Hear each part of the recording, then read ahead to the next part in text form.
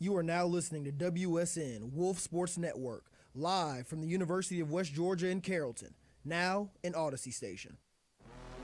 Live from Carrollton, Georgia, this is Sports Pack. Home of the hottest takes and the best interviews in college radio.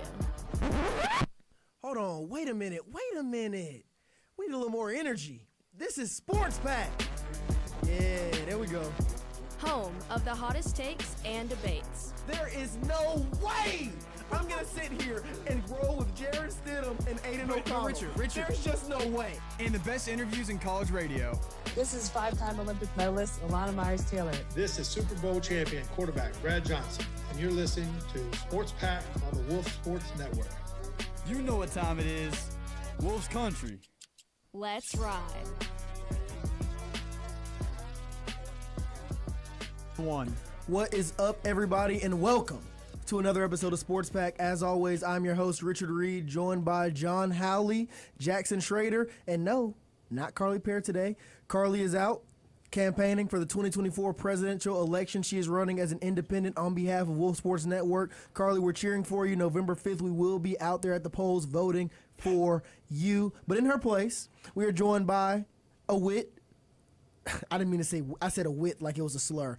She is a wit at the radio station right now. She shadowed last Sports Pack. Phoenix Lindquist, everybody, joining in place of Carly. She'll be on for the first two segments, and then we're going to mix it up without the other, throughout the rest of the show. See, I'm sitting here struggling right now. I have a lot of stuff I want to say. It was an amazing weekend. College football, NFL, the AP poll in college basketball just dropped.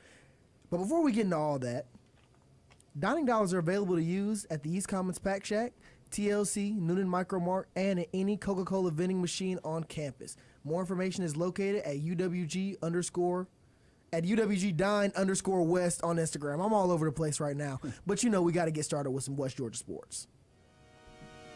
Is Widener rolls to the right. He's got some time. Everybody's down at the end zone. He heaves it, and it is caught for a touchdown. We are one. Go Wolves. All right, here we go. Just had to get back regular. You know, it's been a minute since we've been live. Last Thursday, that was a long time ago. A lot has happened in between. Yeah. And one of those big-time things that happened was West Georgia went on the road to take on the number 13 team in all of FCS college football, the Central Arkansas Bears. And look, if you've been keeping up with us or keeping up with West Georgia football over the past few weeks after that Samford game, it's been disappointment after disappointment after disappointment. So now you're probably listening like, okay, they just went on to face the number 13 team in all the country. They probably got splattered. Central Arkansas might have put up a 70-piece. That's why we're just talking about this, leading us on right there. That's why he's edging us on like this, because something bad happened, right? Well, yeah, something bad did happen. We lost, but not the way we thought. We lost this game with a score of 34-33 in a thriller after scoring 23 unanswered points in the second half. Schrader, I'm going to kick it off to you first. Walk us through what happened in this game, man. Yeah. What went right for West Georgia? Quarterback switch. I mean, Davin's been our guy for most of the season. We've seen Quincy come in every once in a while to fill in if Davin gets hurt. But this time Davin struggled, and we were down by a considerable margin. So It was 34-10. Yeah, 34-10. There's a considerable margin. And yeah, so, it's pretty significant. Yeah, we throw Casey in there, and the tide switched. We got all the momentum. I don't know if it was Central Arkansas not prepping for Quincy, because there's a little bit of a play style difference, but Quincy just lit a fire under our butts, and we put up 23 consecutive, scored with 7 seconds left, went for 2 to try to use the momentum, but came up short, lost that game. I don't know if I'm supposed to be like encouraged by this or disappointed. I'm encouraged by the comeback effort, but still a little disappointed in the fact that we were down 34-10 at one point. Yeah, I'll have to piggyback off of that.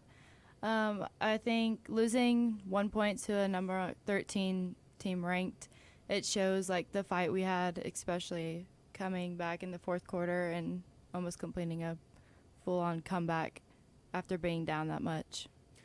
Yeah, I'm with y'all. I don't really know how to feel about this either, because in one area, yes, our team battled back, looked great. Quincy Casey was 26 for 50, 299 passing yards, 4 touchdowns, 1 interception.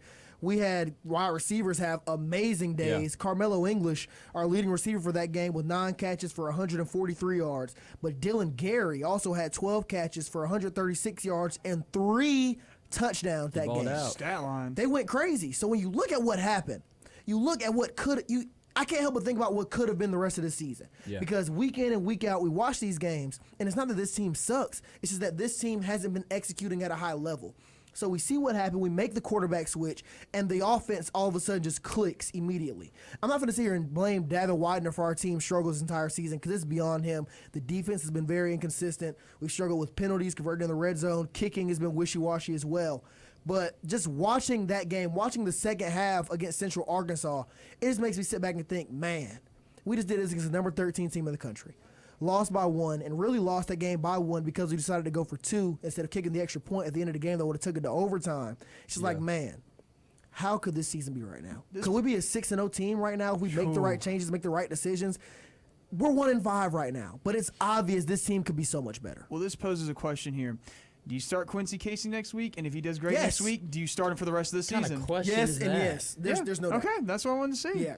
You got something to say about that, Schrader? I mean, Quincy came out there and made our offense play at a level we haven't seen since Samford. And that was when Davin was near perfect. Quincy, he had a pick. There was a mistake, but he still balled out. It made the NCAA FCS for pick 6 Yeah, on it Instagram. did. It was a pick 6, but I mean, it's still the way that he commanded the offense. We've seen that with Quincy, so I would be shocked if Davin trots out there to start the game on Saturday. There's no doubt in my mind. As bad as this team's been, you get a spark by putting Quincy Casey in. I don't care if he threw a 90-yard pick 6. He also threw 4 touchdowns Exactly. and 299 yards, running for 27 as well. I don't care. This team has found a spark, came close to winning that game. He has to start the rest of the season. He really need to start this weekend against Shorter. I don't care what happens the rest of the season. We need to win this weekend against Shorter. Shorter is garbage from the Division II rankings. We used to play them every year, still have to play them, and it's homecoming. I refuse to get embarrassed on homecoming. We got embarrassed my freshman year by Mississippi College, I want to say. Oh, that we comeback cannot game? let that happen again. What were you saying, John? The comeback game. Mississippi College came back big time. Remember that? I was sidelined for that game. That's brutal. I almost said it ruined my whole homecoming weekend because I ended up having a great homecoming weekend after that. But it had me down for about 20 minutes until I hear you. Anyway, let's not get into all that. But look, we also had women's volleyball play this weekend, and it was a very disappointing weekend to say the least. We lost both games. Both games were at home in the Coliseum. First game being against Jacksonville University, losing 3-2. The second game on Sunday against the University of North Florida, losing 3-0. Schrader, I see your hands up over here. You got something to say about this game. I'm going to go ahead and slide over to you first. You were there, correct? I was at the game yesterday, yeah, but I mean, we need to touch on the fact that we didn't lose the game on Friday 2-3. We were up 2-0. We gave that game and we up. have proceeded to drop 5 straight sets. It was a pretty brutal weekend after that second set victory. But yes, I was at the game yesterday, and we just got dominated at every facet of the game. Here's one thing I can mention as well. On Friday when I was at that game, we played Jacksonville. That team has not had a winning record in 4+ years. And yet we were up 2-0, and we just let that game go to waste. Gone. Now we're back to 9-9. It's very questionable. I don't like it. They're still 500. True. Exactly. The team's still 500. This team still has a chance to get back on the road. We have some very talented players.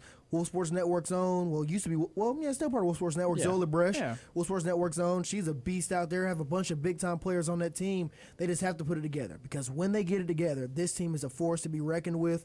We also have to talk about our UWG women's soccer team, who also lost 2 games this weekend. It was a rough game. It was a rough weekend at UWG Athletics, losing to Eastern Kentucky on Thursday, a score of 1-0, and then losing at Bellarmine, somewhere out there in Kentucky. I don't know what that is, the Bellarmine Knights. I just know we ain't beat them. Lost 3-1. But look, things are looking up. Our last year's basketball team went 27-6, and today there was Media Day. ASUN Media Day brought some representatives from the team. Colton Griffin and Michael Griffin went to represent our West Georgia team out there in Queens. It's a big-time season for West Georgia basketball. We lost a lot, losing Zoddy, losing Camden Nyland, very talented team from last year, won the GSC, played in the NCAA tournament. This is our first, the D2 NCAA tournament, I should say. This is our first ever Division I year. If we're a good enough team, we can make the big time, the big boy March Madness tournament. This is a big time season, and I know, well, Schrader, me and you used to help lead that student section, so I know you're excited for it. I'm ready, dude. I need this basketball team back, bro. We need this more than anything, because right now, West Georgia's a basketball school. Oh, yeah. I don't care what anybody says. West Georgia is a basketball school. We're not about to talk college basketball yet. We're getting close, but we're not going to talk about that yet. We got to talk about some college football. Baby, it's college football time. Give me my theme music. Look, we talked some about the West Georgia game, but that is not the only game that went down this weekend, as you already know. There were big-time games all over this weekend. October 12th is a weekend people have been looking forward to, I'll say for generations. It was a big-time college football weekend, and we got to start it off with the biggest game of the night, arguably the most entertaining game of the night. Number 2 Ohio State going on the road to take on number 3 team in the country, the Oregon Ducks out in Eugene. The game was incredible. Oregon found a way to win this game 32-31 because of some clock mismanagement, but theirs what felt like 28 lead changes in this game. Both quarterbacks were dealing. All their star receivers were shining. The stars were shining when the lights were the brightest. The game was incredible. Phoenix, I'm going to kick it over to you first. What impressed you about Oregon in this game, or what just stood out to you, period, while watching this game? Well, Oregon did pull off an upset against what looked like an untouchable Ohio State team. And Dylan Gabriel, who had over 300 yards and 2 touchdowns. He balled. Yeah. It was a pretty good game to watch. Yeah, I mean, this is one of those circumstances where, like, I'm glad I was wrong when I was predicting this game, because everything that came from this game was perfect. It was awesome. I mean, I remember sitting there on the last play. In my head, I'm like, all right, they just need to do like a quick out, just get like 4 or 5 more yards just to put yourself in a manageable field goal situation. And Will Howard says, I'm going to do it myself, and just ends the game there. I mean, it was just definitely just a mess up for Will Howard, but watching them storm that field, watching the Duck crowd surf, like, that's the beauty of college football. This game encapsulated it perfectly. It was just one heck of a game, man. Let's say, Dylan Gabriel must have listened to Sports Pack Thursday night, because, like you said, he kind of just took everything and he proved us wrong. Actually, I kind of am glad. Great win for Dan Lanning as well, and just for the environment of Oregon. And the one thing that shocked me the most, though, was the one Oregon player, one of their key crucial players, spitting on Ohio State player and getting ejected for it. I couldn't believe that. Trayshawn Holden. That was one of the craziest things I've seen in a while. Dumb. Makes me think of George Pickens spraying water on the dang back of a Tech player. I don't even think those are comparable. But that's what I'm saying. Like that's one thing I was like, wow, I've never seen that before. But I couldn't believe that. Dude, that right there was terrible. I was going to go in a completely different direction, but that was just straight up disgusting. Yeah. He should face a multiple game suspension. And I remember when it happened, my dad just couldn't believe what he just saw, and he said that just might be the end of that dude's career right there. Yeah. Because when being looked at by NFL scouts, they don't only look at your play, they also look at your character. So when you see that kind of stuff, a guy in Holden that's already struggled with some character issues, went back when he was in Alabama, he was in Nick Saban's doghouse a lot, and then going out and seeing that right there, that just might be the final nail in the coffin. Mm-hmm. I don't want to dwell on that too much, though, because it was a stupid incident. I hated to see it. I'm surprised the Ohio State DB kept his composure. Because, man, honestly, good on him. Props to that guy. I would have killed him. I would have took my helmet off and started swinging it like I was Myles Garrett. Anyway, let's get back to the game. The game was nothing short of incredible. The playmakers, as I said, showed up. Evan Stewart, 7 catches for 149 yards. How about Dylan Gabriel making himself some money? Because everybody talks about the top quarterbacks in this draft class, Shador Sanders, Cam Ward. You even get Jackson Dart in there, Carson Beck. The top 5 guys never include Dylan Gabriel. But Dylan Gabriel has been doing it at a high level for a long time. And when the shines were the brightest, the biggest stage he's probably ever played on in his career outside of the Red River rivalry out there in Oklahoma, he impressed. His deep balls were on point, hitting his short and intermediate routes, making the right decisions throughout the entire game, throwing for over 300 yards. He had 341 to be exact. Dylan Gabriel looked great. But so did Will Howard. And a lot of people were doubting Will Howard at the quarterback position for Ohio State. Up until the end of the game, he made the right decisions throughout the entirety of the game, throwing for 326 yards. Jeremiah Smith, their true freshman wide receiver, balled out with 9 catches and 100 yards. These teams are very balanced. it's obvious that both of these teams have a solid mix of offense and defense, but their offense has really came to play. And what I love the most about this game is there's a very high chance we get a rematch. Yeah. The rest of the Big Ten is really good this year, but there is no Big Ten East and West anymore. If these end up being the top two teams coming out of the Big Ten, number 1 and number 2, whatever order that it is in, they will rematch in the Big Ten title game, and I can't wait to see it. Yeah, this just shows the importance of this Penn State-Ohio State game at Happy Valley. Yep. Like, that game has huge implications now because of this loss. So, this game, man, is perfect. Dude, it was amazing. And like you said, that game at Happy Valley, Penn State just had a big-time win this weekend against USC. They trailed the entire game until they took the lead. Schrader, you were just talking about Penn State, so I'm going to let you keep this one. What did you see from Penn State, and do you think this team this year is finally good enough to make a run at the Big Ten title? Yeah, I would think so. I think this team is quietly good. I think nobody's really talking about them, but they sit at, number 3, number 4 right now? Yep. Number 3. Number 3. So, you're a good team if you're number 3 in the country. And I think this USC game, a lot of people could look at it and say, well, they really struggled in the first half. They were getting beat pretty bad. But the resiliency to be in the Coliseum and then come back, win that game in overtime, that just shows that this team, I think they're a little different than what they have been. I think this team has the ability to win those big games. I think James Franklin could have himself one heck of a football team, and I do think that they could make a run at this Big Ten title. When thinking about the Penn State team, I just have to talk about one player in particular that really tight stood out end? to me. Dude, Tyler Warren, 17 catches, 224 yards, and a touchdown. But I got to tell you, those are all-purpose yards. He lined up at quarterback, running back, slot receiver. He lined up at the X, lined up at tight end. Center. He snapped the ball. Yeah, he lined up at center at one point. And then he had one heck of a catch, too, Yeah. right? Dude. Yeah. He snapped the ball at center, went downfield, and mossed the DB in the end zone for his only touchdown of the game. That dude right there is a freak. Yeah. He's a freak athlete. They said he played quarterback in high school. I know that wasn't fair because he literally lines up anywhere on the field and can do anything. But you know who else could do anything on Saturday? Who? The South Carolina Gamecocks against the Alabama Crimson Tide. And what was this close to being the upset of the century. Can you imagine if Alabama was upset by Vandy one week, going back home to Tuscaloosa to be beaten by Lenora Sellers and the South Carolina Gamecocks? That would have been incredible. John, I'm kicking to you first. You hung out in South Carolina a few weeks ago, had you a fantastic time. We're not going to tell any of those stories, but you know this team, you know the city.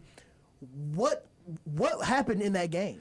What we saw is Lenore Sellers start to get better and better and get back in his saddle, as I mentioned. He had come back from his injury, and they didn't look good against Ole Miss, and we saw what happens.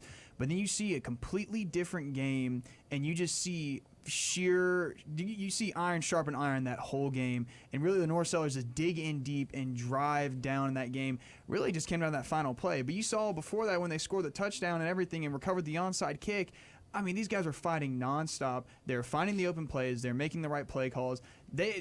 All I got to say is within the next 2 years, watch out for Lenore Sellers. He's going to be absolutely insane, and I'm actually very excited to see him. Yeah, I think more so this was just Bama still rattled from Vandy, and South Carolina said, we're going into a top 10 opponent who's rattled. We're going to go give them everything we got. There was some great plays by Sellers, and there were some not so great plays by Sellers. Very true. But I remember Brendan in our little group chat after said we just need to take this momentum and just use it for the rest of the SEC schedule. And I don't know how he sees this game as momentum, man. I don't either. I think this sets them back more than anything because momentum would be killing South Carolina because this South Carolina team it's not the greatest that we've ever seen, and Definitely not. Connor Shaw ain't not quarterback. Yeah, I know. I don't know how I feel about this Alabama team, man. Because there was not really a point in that game where I said, yeah, they're back. They're back to where they were. I mean, they just look like they're going to be on the struggle bus for the rest of the season, man. Yeah. I think it's a good day for everyone when Bama loses, definitely. Amen. So, but they avoid losing back-to-back, but hopefully they don't get back into it. Yeah, it's not impressive at all. And South Carolina had multiple chances at the end of the game to ice it. When Jalen Milroe threw that second pick in the red zone. The very next play, South Carolina fumbled, giving the ball right back to Bama, allowing Jeremy Bernard to score a clutch touchdown to help them retake the lead. Again, they scored that touchdown, miracle from Nick Harbor. They go for two to tie it up at 27 with the hopes of going into overtime. Lenora Sellers overthrows a wide-open receiver in the back of the end zone. He had a good game, but there was a lot of bad mixed into it. They get the onside kick at the end of the game. They get the Little ball, Mohawk. 4 and out. Lenora Sellers throws a pick to lose the football game. South Carolina had plenty of chances, and I'm with you, Schrader. Brendan was talking about carry this momentum into the rest of the season. There's no momentum. There is no positive momentum. There was nothing good in that game. They lost that game. Realistically, they lost 2 straight. South Carolina just gave it to them on a silver platter, couldn't execute when it mattered the most. But that is a loss for Alabama. But lucky for Alabama, next week they're traveling to Knoxville, Tennessee to face off a team that's also on a struggle bus right now. A team that was also upset last week against Arkansas, field storming in Little Rock, and almost lost this past weekend to the University of Florida. They beat them in overtime 23-17. The Tennessee Volunteers are also on the struggle bus. They have no identity offensively. Their defense is really good. That could give Alabama some trouble. But unlike Vandy and unlike South Carolina, they struggle to score. So if Alabama's going to get back on the road and trick people into thinking that they're a good team again, they're facing the right team in Tennessee. Yeah, I don't know what happened to Tennessee, man. Because you say there's no identity on offense, but at the start of this season, it was that fast-paced offense that basically hurry up all the time.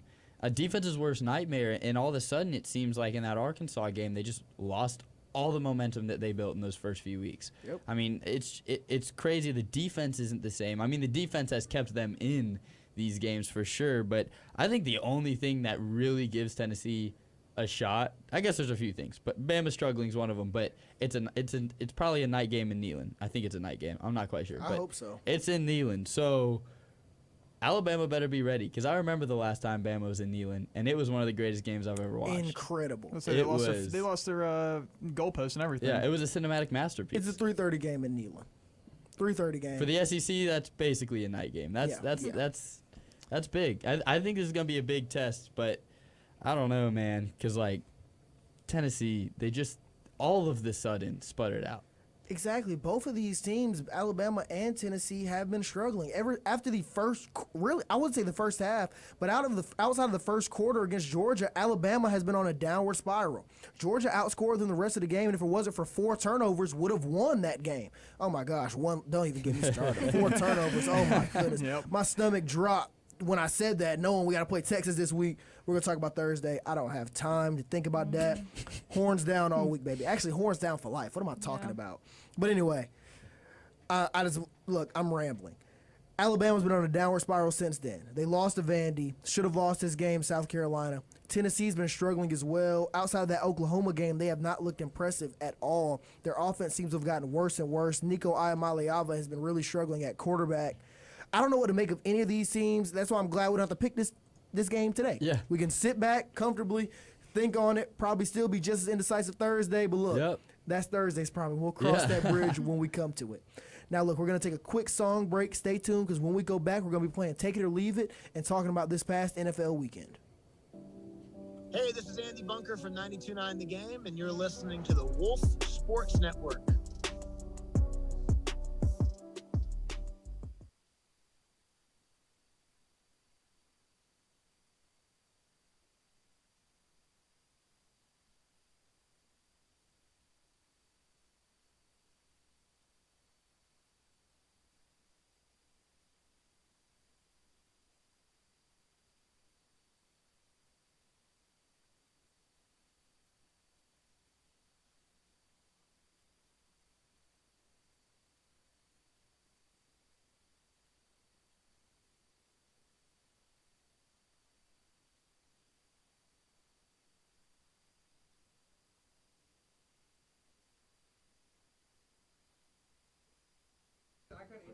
Quick reminder for those of you watching on YouTube or Twitch, we are indeed a radio station first, and right now this awkward pause you're hearing isn't an awkward pause at all. We're taking a quick song break. So stay tuned, go to wolfsportsnetwork.com, click the play button in the top left corner of the screen, or play here in the middle of the screen to hear the great music that we're playing, and then we go back live. Either stay tuned over there and jump on back over to YouTube or Twitch. Also, be sure you subscribe, following us on social media, and if you're enjoying the show, send the link out to some of your friends. They'll enjoy it too. We'll be back soon.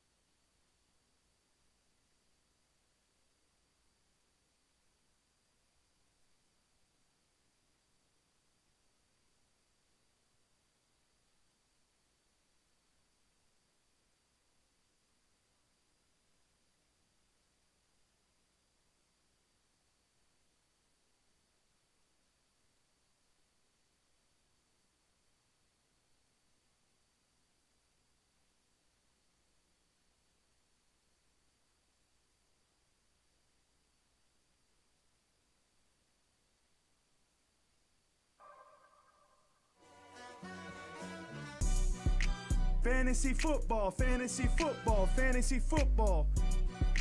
Fantasy football, fantasy football, fantasy football. You need advice for your team? Listen to the twins, Jackson and me. If you need a better team, you're in luck, cause every other show's advice sucks.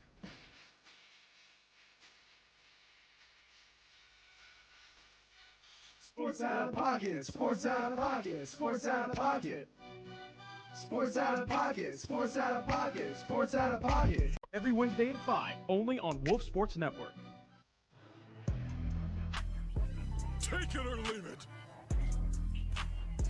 Take it or leave it. Take it or leave it.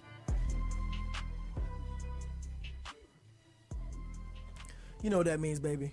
If you're new here, we're playing a game called Take It or Leave It. So we're going to throw out a quick sports take and throw up these signs, either say take it or leave it. If you're listening on radio, yes, we have signs. We're pretty official. We got a YouTube stream now. If you want to see them, hop on over to the stream, check out our beautiful signs and our beautiful faces as well. Aww. Now look, now you're seeing a new face on the show right now. Mr. Jason Barker from Triple Threat just swapped out with Phoenix, who is they're both filling in for Carly, who's currently out representing our university and our radio station Wolf Sports Network, representing us for the homecoming court. If you're a student out there and you have a vote for homecoming, vote Carly, pick 6. Do that it. is the only way to go. Take it. Now let's get into the Taking question. that one all day. Take it. Take it. Now look, for our first take it or leave it question. Ashton Genty will win the Heisman Trophy this year. Take it or leave it. Oh, you're switching. I did switch. all Me and John both did. Yep. Okay. Everybody's taking it. Everybody's taking it I'm right taking now. that. But I still could see other people. You still have Travis Hunter floating around out there. He got hurt in the Kansas State game. You still got Cam Ward. Jason, is there anybody else you could even see winning the Heisman this year? Cam Ewers. I mean, he came back. Yeah. He came back yesterday. He surprised me. I thought he was going to have a rough little go. Like, he proved to me that he deserves to be on the cover of College Football 25. I agree with that. I really, he completely blew my expectations out of the water. I even called on air that Oklahoma was going to beat Texas. That could not have been more wrong. Yeah, that's pretty terrible. Also, on Triple Threat just the other day, I was saying Travis Hunter was my Heisman pick. I am switching. Yeah, there was that Travis Hunter injury thing. Like, what's going on with him? He'll be back. It's just a shoulder injury. Yeah, I He'll don't know probably what's be back. going It's on probably there. like a cast But, dude, or I something. just love Genty's story way too much. I mean, what a dog. Genty is indeed Take a it dog. away, John.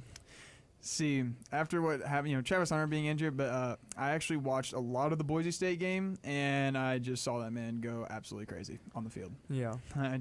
He does it every game, brother.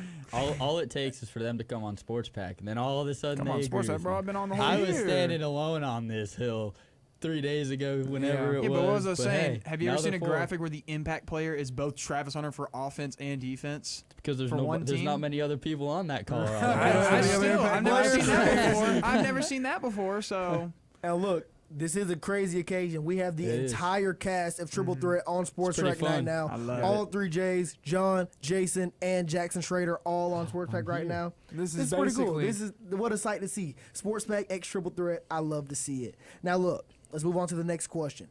The Lions are the best team in football. Take it or leave it. Why are you looking around at all of us before you pick? oh man, Come on, John, make a decision. He hasn't Take it made or a leave it, decision John. yet. After yesterday's performance, taking it. John's taking it. We have 3 leave it. We have 3 leaving it, and John is taking it. So, John, I'm gonna start with you first. If the Lions are not the best team in football right now, who is? Wait. Wait, no. If the John, my bad. Just give us the why. Just give us the why. Yeah, I just got mixed up.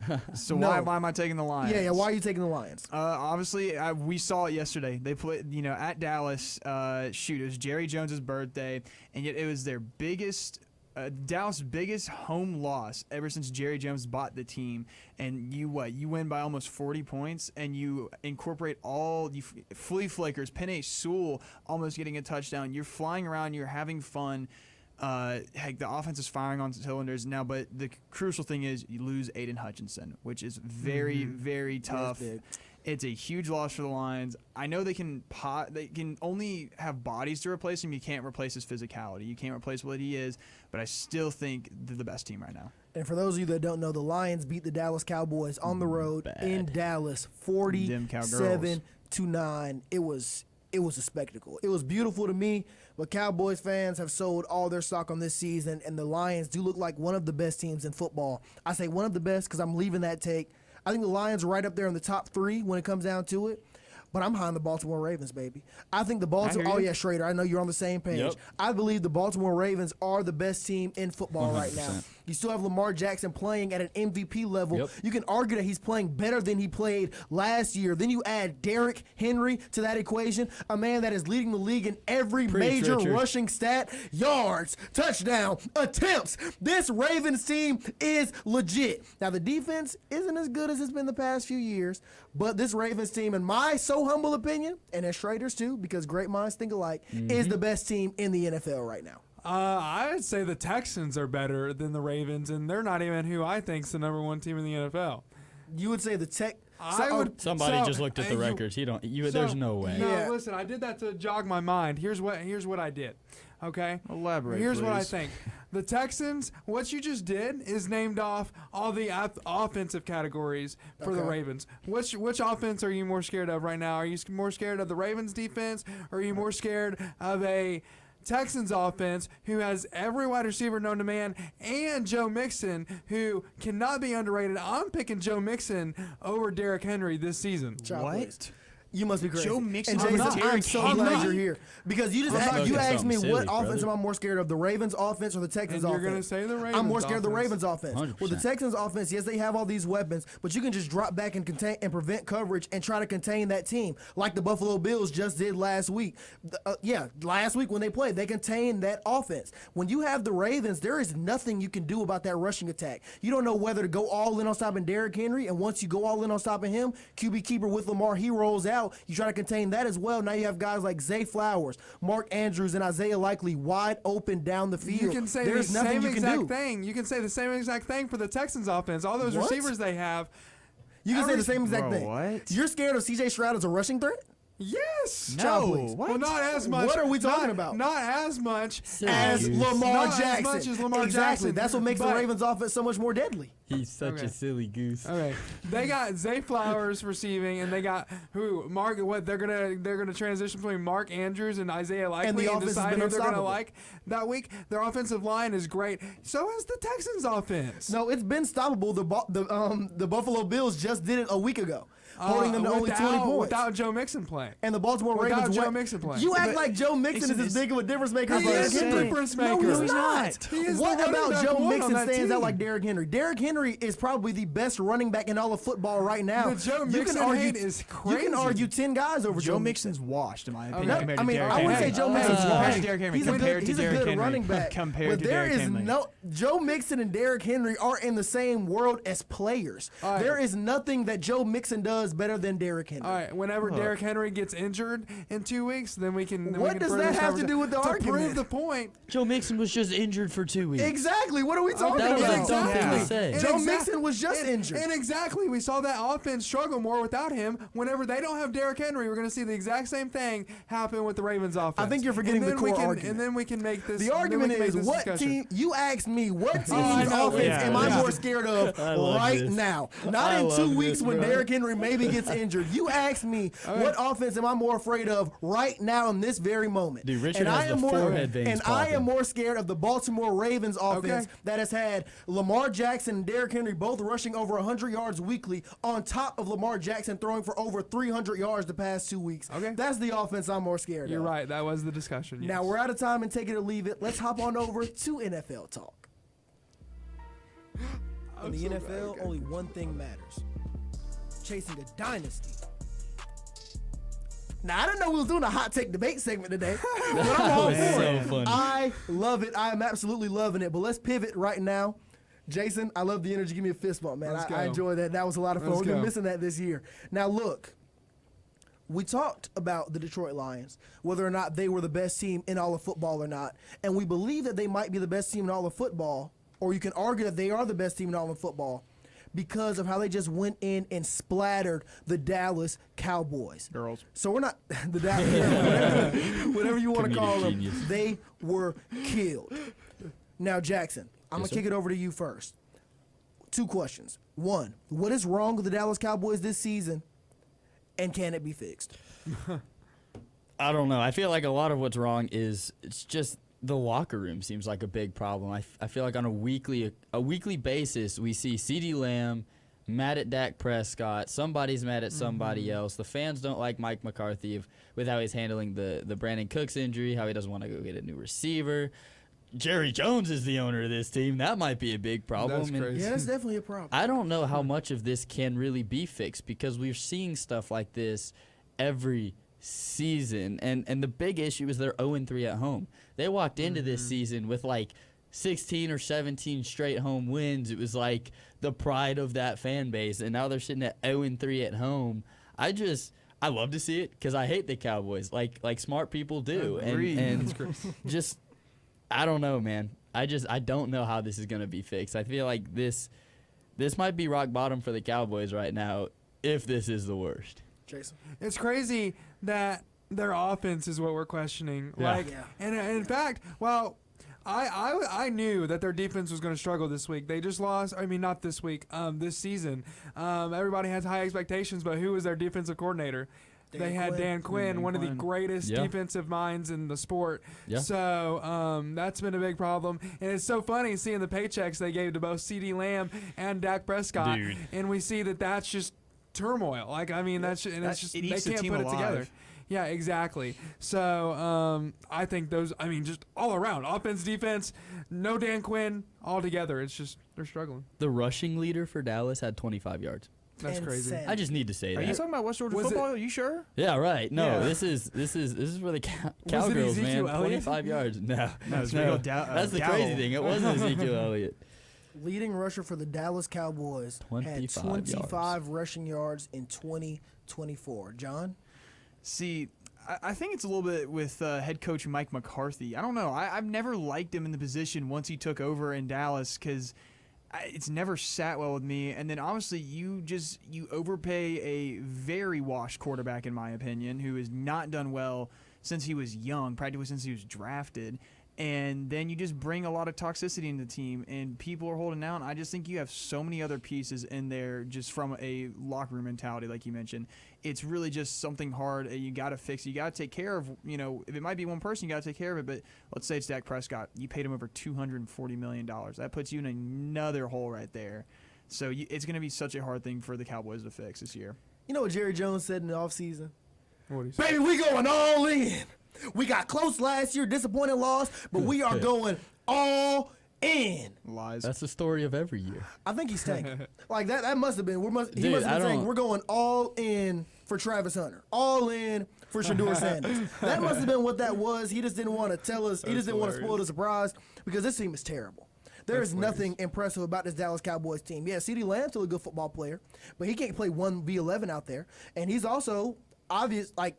He's made it be known that he is not getting along with their quarterback, Dak Prescott, right now. The two guys that you have signed to long-term deals are not getting along at the moment. That's not good. Micah Parsons is down, and so is DeMarcus Lawrence on a defense that is already devoid of talent. They've been struggling week in and week out. They were splattered by the Saints, a team that we thought might have been really good, but is one of the worst, who was one of the most misleading teams in the NFL this season. They were just splattered 51-27 by the Tampa Bay Buccaneers, even after Baker Mayfield threw 3 interceptions, which made the Dallas Cowboys look that much worse. Their defense has been terrible. Their offense has been awful. People thought their offense might be the strength of that team after what Dak Prescott did last season. He was up there in the MVP conversation, but he's taken a step back. He's regressed after making all that money. He just destroyed his mansion out there in Dallas trying to rebuild a new house. He need to go rebuild a new house in Canada or something because he's going to the CFL. That's crazy. This team is terrible. There is nothing good about this team.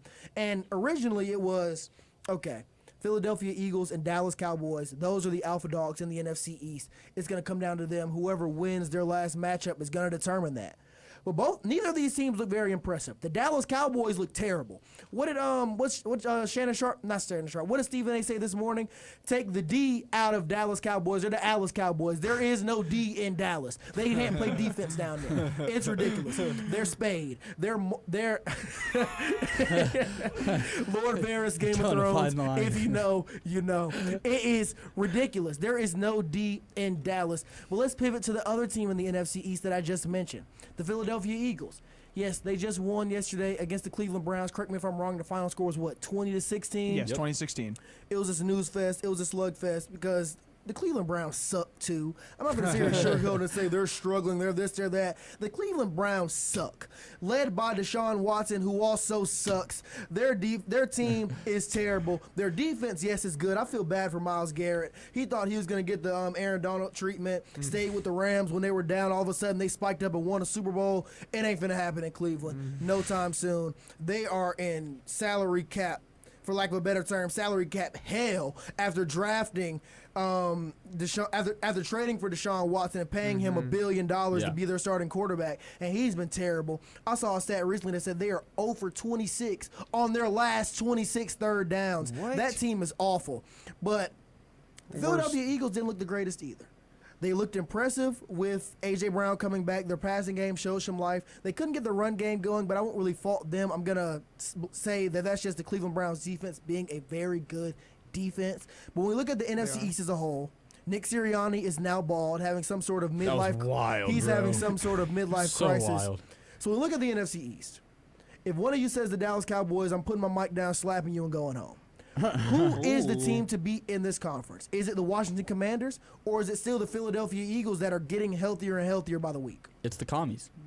Commanders. It's the commies, man. Commanders The Commanders. Yeah, no, I got Washington. I mean, they're playing at such a high level. They've elevated their game from what we've seen. They were the poster child of mediocrity, and now putting Jaden Daniels in a system with Cliff Kingsbury as the offensive coordinator. Man, that's wild. Because that dude, I'm not going to lie, I didn't even think he was that bad when he got fired by Arizona. And then you got Dan Quinn at head coach. Like, this is a dream come true for a rookie quarterback. We're seeing that because the poster child of efficiency is now Jaden Daniels. I mean, I see this Washington team as a team with a very high ceiling. I could see them winning this division and making a playoff run. Not a Super Bowl run, but a playoff run, like, for sure. I have a quick question. I don't mean to cut you off, Jason, but this question is for you. Now, we know how good I almost said the Redskins. We know how good the Washington Commanders have been over the past few weeks. Jaden Daniel has been balling. But when we look at this Eagles team, they've been pretty banged up. They just got A.J. Brown back. They have Saquon. We know how big of a difference maker he is in that offense. And soon Devontae Smith will be back. Do you think that a healthy Eagles team in 2024 is a better team than the Washington Commanders? Absolutely. And I was going to say, even like right now, I was going to say the team that I'm worried about in the NFC East is the Eagles. I love now. If you're gonna ask me which team I would be more excited to watch on a Sunday, it would probably be the Commanders. You gotta love Jaden Daniels. What he's doing is insane, super fun to watch, must see TV. I'd even say. But that that rushing attack we saw last week. Well, they were going against a tough defense last week, so I'm not gonna actually use that against them. But this Eagles offense, man, like it's more potent, I'd say, than the Commanders' offense and the defense. I mean, yes, the Eagles, they don't have the greatest defense. Yeah, they're struggling. But I'm not betting against an offense with Jalen Hurts, with Saquon Barkley, and a healthy A.J. Brown. And we saw that connection immediately come back between A.J. Brown and Jalen Hurts. I think A.J. Brown got 2 touchdowns yesterday. He had one touchdown. One touchdown. A couple big catches, though. Yeah, a couple big catches. Derrick Henry. That's great. I love you, John. So, John, which team do you think is scariest? I think it's the Commanders because they're getting better and better, and they just lost a touchdown game to the Ravens, which first thing you see when you click on the ESPN thing is you see Derrick Henry absolutely bulldoze the defensive line for the Washington Commanders. So that only means they can get better with time. And really, you see Jaden Daniels and Kingsbury having a good old time with that playbook. Okay, maybe not exactly, but close enough to be. And he's getting, like you said, post child pass efficiency. He's just playing really well. I think it's just poses a threat to say Commanders are here. we got something here. We're ready to go. Yeah, and I'm not going to say like the Commanders are miles ahead of the Eagles. I think what separates them is the support from the fans considering that coaching staff. Yes. Philly does not like Sirianni, and if you're going to really make deep runs, you need that back from the fan base, and that's not something they have in Philly right now, which is honestly probably the only reason I'm not saying that I got the Eagles ahead of the Commanders. That's just important to note because they made Sirianni shave his head. Like, yeah, it's really weird to me, that whole dynamic, because I was one of the guys that was saying no, Sirianni should keep his job when they were trying to fire him last year. I still believe he was a good coach after the Super Bowl season. But we see the game yesterday. He's obviously having some sort of midlife crisis. He shaved all his hair. And he didn't shave it well either. He shaved his head and his beard, and they're somehow still the same length. It's so weird. But then you lost a bet. After the game, he is yelling into the crowd. You're thinking, okay, he's just trash talking some Browns fans that's been chirping him all game. No, he was screaming back and forth with Philadelphia Eagles fans, talking about what now, fire me now, and other things of that nature. So you look at this Eagles team, and on paper, I love the team. I'm really not ready to sell my stock. You see the Commanders struggle to stop Derrick Henry. Well, they have Saquon Barkley, a guy that's another arguably top 3 running back in the NFL. They have I will say they have scarier receivers than the Baltimore Ravens have out there in Philadelphia. So that's a team that I could see the Commanders maybe struggling with. But if it's not gelling if they're not gelled as a team, you might have to put the Commanders over them because they trust Cliff Kingsbury. They trust Dan Quinn. We don't know how the players feel about Nick Sirianni. We know the fans don't like him. Do the fans share the same sentiment? It's so hard to judge. It's so hard to tell what is really going on behind closed doors with this Eagles team. Jalen Hurts has not been playing the best. Yes, his receivers are hurt, but he's been turning the ball over even when they were healthy. It's really strange to see this team. Right now, I'm going to lean the Commanders because we know what they are. But the Eagles are still a big unknown. I could still see them making a run, and I could also see them falling apart similar to how they did last season. Now, we're going to take a quick song break, but stay tuned because when we get back, we're going to be making our Monday Night Football picks with our celebrity guest picker, JT Get Money. Let's stay go. tuned. Hey guys, this is Bobby Butler, and you're listening to Sports Pack only on the Wolf Sports.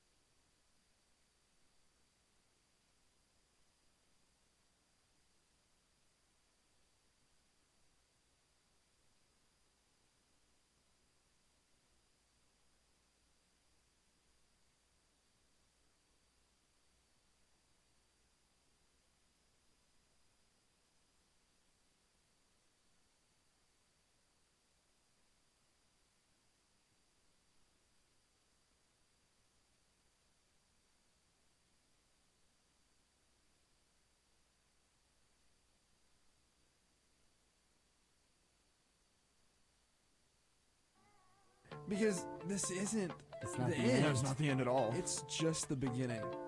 And this is just the beginning of Triple Threat, taking it live on the airways. So get ready to hear our takes, Pimento cheese sucks. and debates, and much more. In college, what made Johnny Manziel so electrifying, how he got those big plays, was he would snap the ball, wait for the play to break down, and then make the play. So catch us live on Fridays at 11, only on Wolf Sports Network. Let's jump straight into it. Fantastic news, Wolves. What? The deli station is returning to West Commons. Yes. Build your own sandwich to your liking as you choose from their several bread, meat, and cheese options. More information can be found at UWG_West on Instagram. Tee 'em up. Now that the important stuff is out of the way, I guess we can talk about some Monday Night Football. Yeah, I think so. Welcome in JT, once go. again filling in for Carly, who is running to represent Wolf Sports Network on the homecoming court. If you're a student, you have a vote. Make your voice be heard. Vote Carly Pear Pick 6 as your senior representative and for overall homecoming royalty. Yeah. Now look, big time game in the NFC East coming on, in the AFC East, coming on tonight as the Buffalo Bills are taking on the New York Jets. JT, I would kick it to you first, but judging from your hoodie, you have a pretty good idea of who you're going to pick. So, John, I'm going to kick it to you first. Who do you think is going to win this game and why? I think it's just going to be the Bills, but they're probably going to win it by, they'll win by a touchdown tonight, because obviously now you have the Jets. They fired their head coach. Now you have new play calling. You have new people in new positions. So I think it's not that they can play a good game, but really it's going to come down to how well is everything going to do for this game. And so really the Bills have been playing a lot better this season, and I've liked what I've seen from them. So it's going to be, Bills by 7 tonight. Yeah, I got the Bills. I would almost want to say like more than 7. I think they could win by a large margin it's just simply because there's such a big question mark over the Jets. The Jets are either going to come out here and just absolutely destroy the Bills, Swamp Donkey, or vice versa. I think there's so much stuff that new play calling. I mean, I don't know what this locker room's doing right now either. Like this locker room's probably in shambles. I got the Bills by a large margin for sure. Okay. All right, I got a lot to talk about this game, and it scares me. It scares me. So the winner of this game will get the division, take the lead in the division.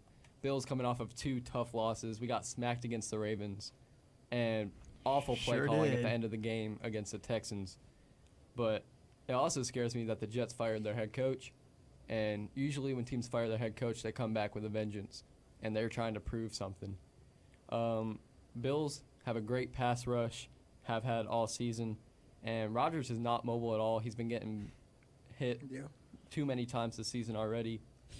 He's an old man. He's not mobile. Yeah, he needed that reboot card at the end of the last one. The Fortnite crawl. But, he's not mobile at all. I don't think he'll be able to get out of the pocket against this Bills pass rush. But both teams have a great defense, and it'll be tough because James Cook inactive tonight. That's big. Big difference for this game.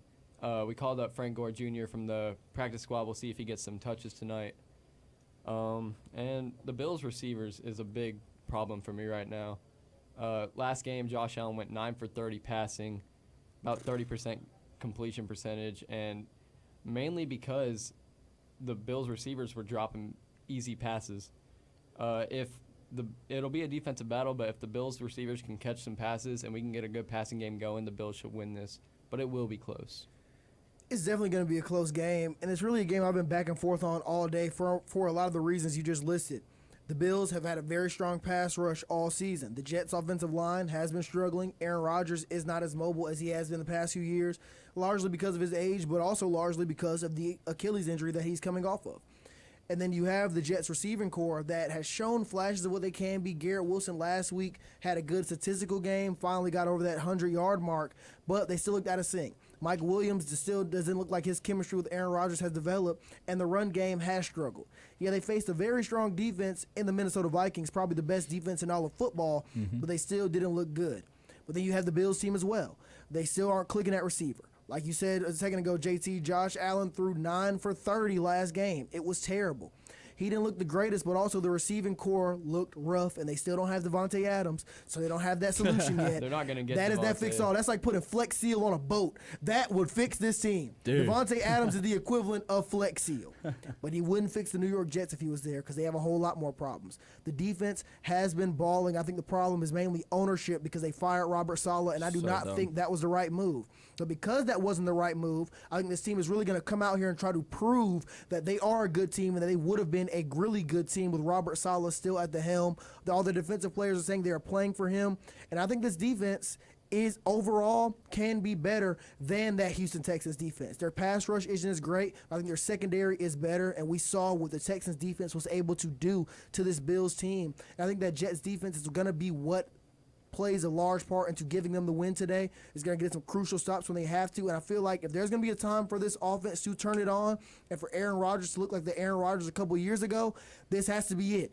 This has to be the game, and for that, I'm going to go with the New York Jets here. I think it's going to be a close game. I can see it going either way, but I feel like it has to click now, and I think it's going to click now for the Jets. I got them winning this game. Schrader, I see your face. You just love Aaron Rodgers. I do love Aaron Rodgers, but I also believe in this Jets team. If they're going to do it, this has to be the week. They are going to get it done. Let me say this. They're probably going to get it done. There you go. They're probably going to get it done this week. If it doesn't click this week, it's not going to click at all. Well, look, that's all the time we have for Sports Pack tonight. I want to thank you all for tuning in. Joined tonight by John Howley, Jackson Schrader, JT Groves, Jason Barker, and Phoenix Lindquist. It was an amazing show. Had a revolving chair. It was great. And we had that revolving chair because Carly is representing Wolf Sports Network for homecoming court this week, and she had to be at the events. Taking that one Look, all vote day. Chuck, vote for Carly. We're taking it all the way here. No Diddy. Look, we love Carly. If you have a vote, if you're a student, vote Carly for homecoming court. It's the right pick. Look, pick 6. It's the right way to go. Thank you all for tuning in. I'm your host, Richard Reed. Have a blessed rest of your night.